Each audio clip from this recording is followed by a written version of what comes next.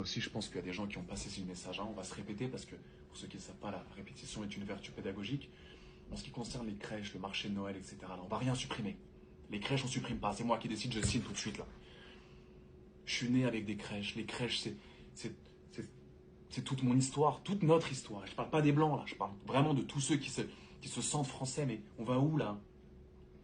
Tu me vois m'arriver dans un pays musulman, arriver avec gros menu Maxi Best of Big Mac, gros flash de votre carré de bulle, avec 5 stripteaseuses en string? Non. Jamais. Mais on va où, là? On va arrêter de se faire chier dessus. Déjà qu'on se fait assassiner par les impôts, les gars. Moi, je reste en France, je paye mes impôts, on peut me laisser encore mes racines, mais mes traditions, c'est possible ou c'est trop demandé? Vous me dites hein, si je me trompe. T'as kiffé le petit jogging pupus là? Il sort bientôt. Mais on va se calmer les frères, s'il vous plaît. On se ressaisit tous, je pense que tout le monde perd la tête en ce moment. Ok, c'est un acteur de boule qui vous le dit. Donc on va se calmer, on va garder le port, on va garder les crèches, on va garder le marché de Noël. Tous les ans, je vais y aller moi au marché de Noël. Avec mon petit sac à dos avec rempli de sauciflard, Justin Bridou.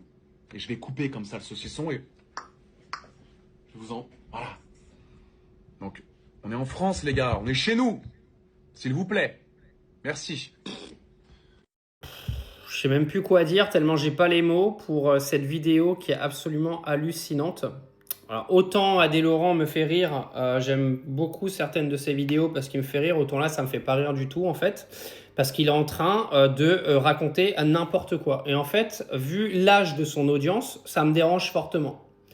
Parce qu'en fait, aujourd'hui, il est en train d'expliquer que le fait qu'on retire les crèches dans les mairies ou je ne sais où, c'est de la faute des musulmans. AD, les musulmans, ils n'ont rien demandé à personne. Ce sont des lobbies politiques qui se servent de ça pour justement retirer les crèches. Les musulmans, ils n'ont jamais demandé à retirer les crèches. Moi, je vais dans des pays musulmans, il y a les sapins de Noël. Ils fêtent Noël là-bas, d'accord ? Ne mélangeons pas tout. Aujourd'hui, on ne peut pas venir expliquer à des enfants de 14, 15, 16 ans que s'il n'y a plus de crèche dans les mairies, c'est de la faute des musulmans. Parce qu'eux, ils n'ont rien demandé à personne. Alors ok, s'il y a peut-être une frange d'extrémistes musulmans qui dit que voilà, nous, on est en terrain conquis en France, etc. Les gars, c'est 0,5% des musulmans de France. 99,5% des musulmans en France en ont absolument rien à foutre de tes crèches dans les mairies. Arrêtons de raconter n'importe quoi, s'il vous plaît, parce que là, arrive un moment, c'est très grave ce genre de déclaration. Parce que le problème, c'est que quand t'as pas d'audience et que tu racontes ça parce que tu as envie de faire le buzz sur TikTok, ok, mais là, AD, non, AD, il a une énorme audience, on peut pas raconter ça aux gens. Moi, je comprends que les Français en ont plein le cul, qu'on leur enlève les crèches, machin, mais je suis complètement d'accord avec ça.